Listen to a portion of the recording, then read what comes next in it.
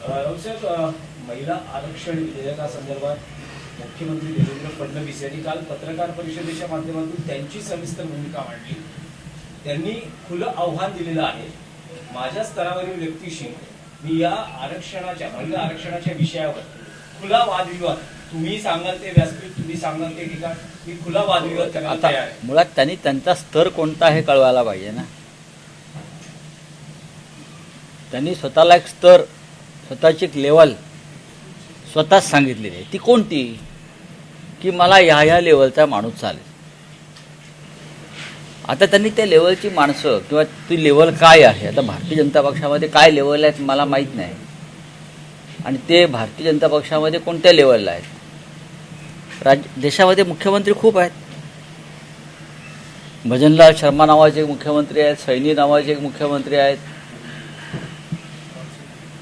मध्य प्रदेशला अजून कोणते मुख्यमंत्री आहेत नावच माहीत नाहीत. मला गुजरातच्या मुख्यमंत्र्याचं नावच माहीत नाही. काल विचार करत होते गुजरातला कोण मुख्यमंत्री आहेत.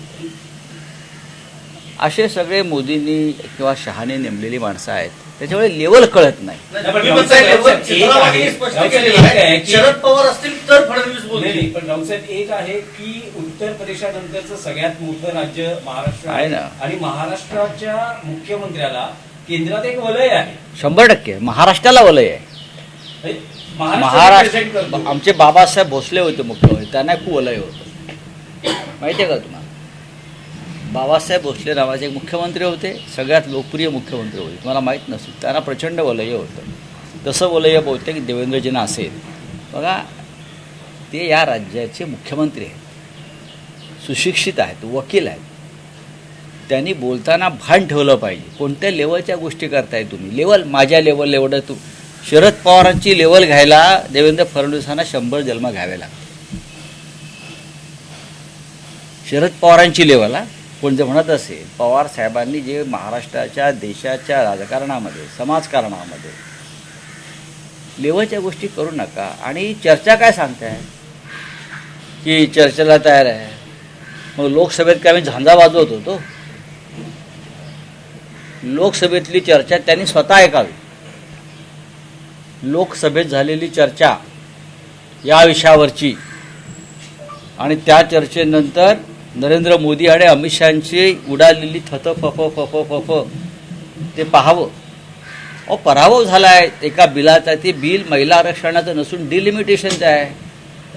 मी आज म्हटलंय सामनामध्ये, यांचा उडता भाजपा झाला आहे. जे ड्रग्ज सगळं सापडते ना मुंबई महाराष्ट्रात, त्याची नशा आहे काही. उडता भाजपा झाला यांचा. जरा कळतच नाही आपण काय बोलतो आहोत ते. ज्या बिलाचा महिला आरक्षणाशी काडी मात्र संबंध नाही, त्या बिलावरती स्वतःची का आपटून घेत आहेत? करू नका असं. महाराष्ट्राची विभागृह होते. आपण म्हणताय ना महाराष्ट्राला वलय वगैरे आहे. हे वलय काय सिगरेटच्या धुराचं वलय नाही आहे. हे प्रतिष्ठेचं आणि ज्ञानाचं वलय आहे.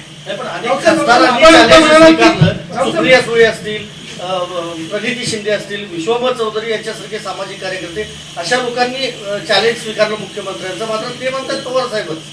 नाही, बघा असं आहे, हे कोण ठरवणार? हे स्वतःच कसे काय पवार साहेबांच्या लेवलला जाणार? हे स्वतःच ठरवतात का? मग आम्ही म्हणतो नरेंद्र मोदींना घेऊन या मुंबईत. नरेंद्र मोदींना घेऊन या मुंबईत. आम्ही देऊ तर नाही इकडे तिकडे काय ते काय खाल्लं ते जलमुडी का फुलमुडी. आम्ही देऊ आमची भेळपुरी, वडापाव, लावू स्टॉल, झाला मुडी. सामान्य शिवसैनिक, सामान्य कार्यकर्ता करेल. मोदी स्वतःला सेवक मानतात ना, कार्यकर्ता मानतात. एक सामान्य कार्यकर्ता, एक सामान्य महिला कार्यकर्ती सुद्धा या विषयावरती देवेंद्र फडणवीस आणि नरेंद्र मोदींशी चर्चा करायला तयार आहे. कारण त्यात काहीच नाही आहे. भाजपची फक्त फसवाफसवी आणि बनवाबनवी आहे. वकील आहेत होते देवेंद्रजी, स्वतः वकील आहेत ना. जरा वाचा, बिल वाचा. 2023ला आपण स्वतः केलेलं कौतुक आणि अभिनंदन वाचा. नरेंद्र मोदींचा 2023चा राष्ट्र के नाम दिलेला संदेश ऐका. राष्ट्रपतींनी सही केली आहे त्या बिलावर, ती पहा. खोटं म्हणजे किती खोटं बोलायचं. मूर्ख म्हणजे त्याबाबत फडणवीसांनी काल स्पष्टीकरण दिलं. ते म्हणाले की तेव्हाचं ट्विट देखील करेक्ट होतं, आजचं ट्विट देखील करेक्ट आहे. सोबत त्यांनी म्हटलं की संसदेत असल्याची अक्कल कमी आहे. नाही रावसाहेब, त्यामध्ये एक असं आहे हे संसदेची अक्कल काढतायत, संसदेची अक्कल काढतात. लक्षात घ्यायचं, संसदेमध्ये सध्याचे 543 खासदार आहे, त्यांच्या अकलेपेक्षा यांची अक्कल जास्त आहे. पण त्या 543 मध्ये त्यांचे खासदार आहेत. हा, नाही रावसाहेब, त्यात मुद्दा एक असा आहे की फडणवीसांचं काल म्हणणं होतं की 2023 साली हे विधेयक जेव्हा मंजूर झालं तेव्हा एनडीएकडे 2/3 संख्याबळ होतं किंवा पाठिंबा होता. पण आज जेव्हा दुरुस्ती आणि त्यातले काही तांत्रिक मुद्दे आहेत, जेव्हा इंडिया अलायन्सला कळलं की सरकारकडे 2/3 बहुमत नाहीये, त्यावेळेस हे विधेयक पाडण्याचं षडयंत्र रचले गेले. कोणतेही विधेयक पाडण्यात आलेलं नाही ज्यांचा संबंध महिला आरक्षणाशी आहे. हा पहिला मुद्दा. भारतीय जनता पक्षाला किंवा भारतीय जनता पक्षातील एका गटाला, मी परत सांगतो, त्यांना प्रधानमंत्री पदावरून मोदींना जाण्याचे वेध लागले आहे. त्या गटाला, त्या गटामध्ये देवेंद्र फडणवीस आहेत का मला माहीत नाही, पण भाजपमधल्या एका गटाला देवेंद्र फडणवीस यांना घालवायचे आणि जाण्याचे वेध लागलेले आहेत.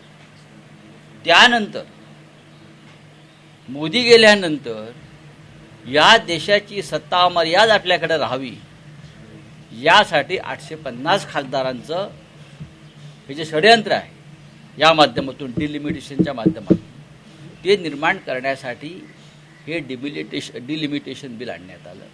हा आमचा आरोप नसून हे सत्य आहे. तुम्हाला महिलांना आरक्षण देण्यास कोणी रोखलेलं नाही. आताही द्या, 543 खासदारांमध्ये तुम्ही 180 महिलांना ताबडतोब आरक्षण द्या. त्याच्यामध्ये जर आमच्या जागा जाणार असतील, आम्ही तयार आहोत. राज्याच्या एक आहे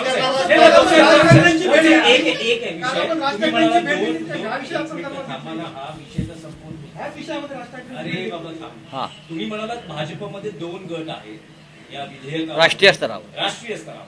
तर हे 2 गट, हे शहा विरुद्ध मोदी असा संघर्ष आहे का, हा थेट प्रश्न आहे. नरेंद्र मोदींनी जर मनात आणलं असतं तर हे विधेयक मंजूर करून घेऊ शकले असते. नरेंद्र मोदींची खरोखर इच्छा असती तर ते विधेयक मंजूर करण्यासाठी त्यांनी स्वतः चर्चा करून अनेकांचं मन वळवलं असतं. यापूर्वी झालेलं आहे. पण या बिलाचे सूत्रधार अमित शहा होते, डिलिमिटेशन बिलाचे. महिला आरक्षण नाही, ते परत सांगतोय. डिलिमिटेशनच्या बिलाला अमित शहानी गुलाबी साडी नेसवून ते महिला आरक्षण म्हणून आणलं. नट्टाफट्टा केला, त्या बुवाची बाई केली आणि त्याला सादर केलं. आणि ते बिल, हे अमित शहा त्या बिलाचे सूत्रधार होते. आणि हे बिल म्हणजे त्यांच्या पुढल्या राजकारणाची नांदी. 850 खासदार बनवून आपल्या पद्धतीनं या पुढल्या निवडणुका लढायच्या आणि जिंकायच्या. लॉबिंग आहे अमित नाही, नाही, शहा. रावसाहेब, त्यात एक प्रश्न आहे. समजा जर हे आधी देवेंद्र फडणवीससाठी मी काय सांगतोय त्याच्यावरती उत्तर द्यावं. मी जे काय सांगतोय ना, तुम्ही तुमची वकिली आम्ही वकिली न शिकता वकील झालो, कारण आम्ही तुरुंगात गेलोय देशासाठी. तुम्हीच घातलं होतं आम्हाला. आणि तुरुंगातला जो वकील असतो तो तुमच्या डिग्रीच्या वकिलापेक्षा भारी असतो. हा, नाही, पण रावसाहेब, तुम्ही म्हणतात की हे जर डिलिमिटेशनचं बिल हे अमित शहांचं बेबी आहे, डेफिनेटली. तर त्या डिलिमिटेशनच्या बिलाला पाठिंबा मिळवण्यासाठी अमित शहांनी देशभरातील सगळ्यांना फोन केले. त्यात उद्धव ठाकरे यांनाही मी- फोन अमित शहांनी केला होता. मी असं म्हणतोय की अमित शहानी देशातल्या सर्व राजकीय पक्षांना फोन केले. मी कोणा व्यक्तिगत नाव घेणार नाही. याला केला का, त्याला केला का, देशातल्या बहुतेक सर्व राजकीय पक्षांना फोन केले. आणि त्याचबरोबर या बिलाला पाठिंबा देऊ नका म्हणून काउंटर फोन सुद्धा त्यांच्याच पक्षातून आले. म्हणजेच मोदींच्या मला कोणाशी विषय असं बोलायचं नाही. पण हे बिल, डिलिमिटेशन बिल, हे भाजपांतर्गत वादाचा विद्रोह आहे. राज्याच्या राजकारणात आज वेगळा दिवस आहे. विरोधकांच्या विरोधासाठी सत्ताधारी मोर्चा काढतायत, रस्त्यावर उतरतायत आणि मुख्यमंत्री त्यात सहभागी होत आहेत. मग या बिला संदर्भात करू द्या ना, करू द्या. मला ते उडता भाजपा, हे जे काय सगळं ड्रग्ज सापडते महाराष्ट्रात, त्याचा परिणाम आहे. ड्रग्सच्या गोळ्या सापडतात, यांचंच राज्य आहे. त्याच्यामुळे उडता पंजाब नंतर उडता भाजपा झालेला आहे, नशाही. नाही, राऊत साहेब, राज जसं ठाकरेंबरोबर आपली भेट झाली. राज ठाकरेंबरोबर या विषयात विधेयकासंदर्भातली काय भूमिका त्यांनी चर्चा झाली? मला असं वाटतं राजसाहेबांनी त्यांची भूमिका समाज माध्यमांवर मांडलेली आहे.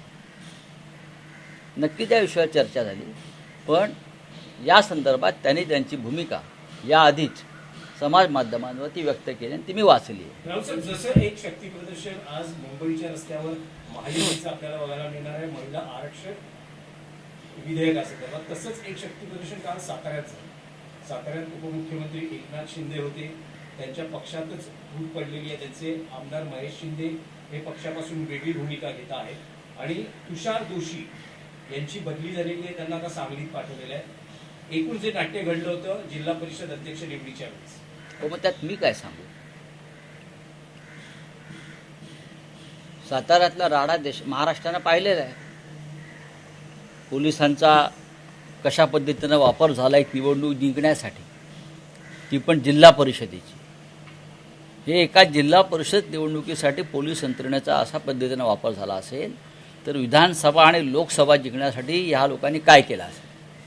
चला बोले. नाही, एक राष्ट्रीय प्रश्न होता. पहिल्या महिन्याला उद्या 1 वर्ष पूर्ण होते सर. ऑपरेशन सिंदूर राबवलं केंद्र सरकारनं मोठ्या पद्धतीनं. खासदारांचं शिष्टमंडळ दुसऱ्या देशामध्ये पाठवलं. काय वाटतं 1 वर्षात नेमकं काय झालं? काही नाही घडलं, काही नाही करू शकणार.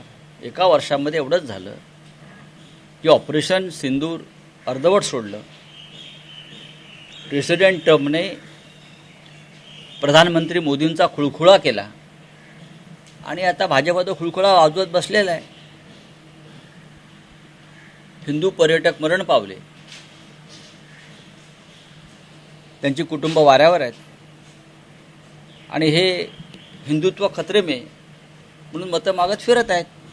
वाजवा खुळखुळा, बोलिए क्या है? राऊत साहेब, एक प्रश्न आहे. राऊत साहेब, एकच प्रश्न आहे. कि प्रधान मुख्यमंत्री भी हैं, क्या कहना?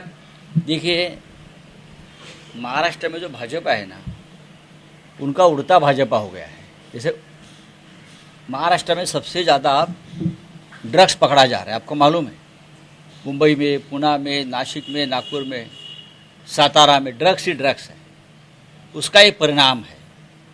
पूरा भाजपा महाराष्ट्र का उड़ता भाजपा हो गया है. इसीलिए डिलिमिटेशन बिल नामंजूर हुआ, इसलिए मोर्चा निकाल रहा है.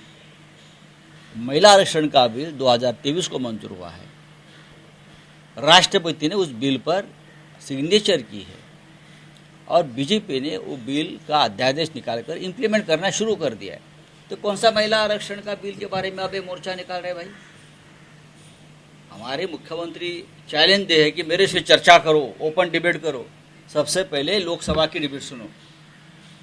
लोकसभा में जो डिबेट हुआ उस मामले में, वो डिबेट आप सुनिए और आप एक ऐसे व्यक्ति को मुंबई में लाइए डिबेट के लिए जो हमारे लेवल का हो. प्रधानमंत्री को बुलाइए प्रधानमंत्री को. हमारे कार्यकर्ता जो है उस लेवल का है. सर, अरविंद केजरीवाल के जो शराब घोटाला मामला है उसमें जो जस्टिस हैं शर्मा, उनको हटाने की बात कर रहे थे, लेकिन उन्होंने कहा, जो जस्टिस है उन्होंने कहा मैं ये केस से हटूंगी. ये दुर्भाग्य है न्याय व्यवस्था का. सर, आप कई बार सवाल उठा चुके हैं. ये दुर्भाग्य है न्याय व्यवस्था का. हमारे देश की न्याय व्यवस्था किस हद तक गिरी है.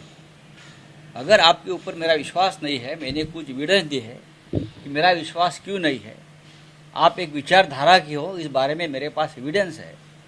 आपके बच्चे सरकार से फायदा ले रहे हैं, तो मुझे लगता है कि सर्वोच्च न्यायालय ने उसमें इंटरव्यू करना चाहिए. राऊत साहेब, एक मराठी प्रश्न आहे की बारामती पोटनिवडणुकीसाठी म्हणजे राज्यातल्या पोटनिवडणुकींचा आज प्रचाराचा शेवटचा दिवस आहे. आज बारामती प्रचार सभा आहे, ज्यात सुप्रिया सुळे आणि पवार कुटुंबातील बऱ्याचशा व्यक्ती सहभागी होणार आहेत. मुख्यमंत्री, उपमुख्यमंत्री सगळे. याआधी तुम्ही म्हणाला होता की पवार कुटुंबापैकी सुप्रिया सुळे किंवा शरद पवार यांचा कौटुंबिक पाठिंबा आहे, पण आज जे दिसतंय की प्रचाराच्या व्यासपीठावर त्या असतील आणि त्या प्रचारात सहभागी होतात. इंटरेस्टिंग आहे फार. मारून मुटकून फॅमिली मॅटर आहे.